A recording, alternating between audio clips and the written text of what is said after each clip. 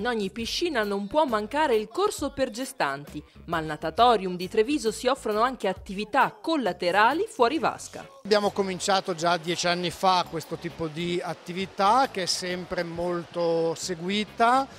scegliamo le fasce orarie anche lì più tranquille per garantire alle future mamme o alle mamme che hanno già dei figli che sono in attesa di una nuova nascita, di vivere questo momento di tranquillità, di benessere attraverso l'acqua. Insieme a loro poi organizziamo anche degli incontri a latere nella nostra piccola aula didattica, anche lì incontri con la Lega del Latte, con pediatre, con ostetriche, proprio per completare la loro gamma di informazioni legate a quello che sarà l'esperienza di nuova nascita. Il nuoto, lo ripetiamo spesso, fa bene sempre e da tutte le età e durante il periodo della gravidanza, oltre ai benefici fisici, serve alle donne come momento di confronto e dialogo. La mamma in gravidanza è una mamma che intanto avverte il cambiamento del proprio corpo, quindi trovarsi a contatto con altre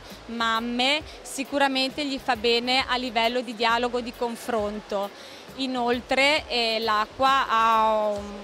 un benessere notevole, si sentono più leggere, riescono a fare movimenti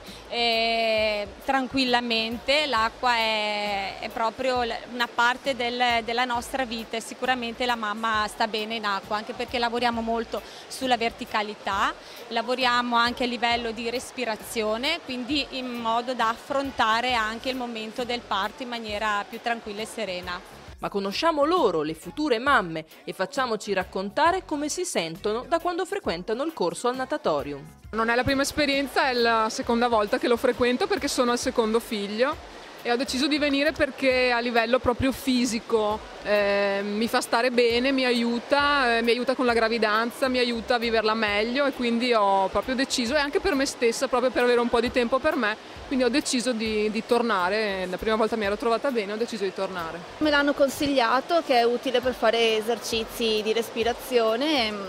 e più rilassante sicuramente del nuoto normale. E quando manco non vedrò sempre l'ora di ritornare, voglio sempre stare qua. E quando sono rimasta incinta, il primo figlio, non ho esitato a iscrivermi subito al corso perché primo per non aumentare troppo di peso, secondo per fare già ambientare la mia bambina in acqua, non si sa mai,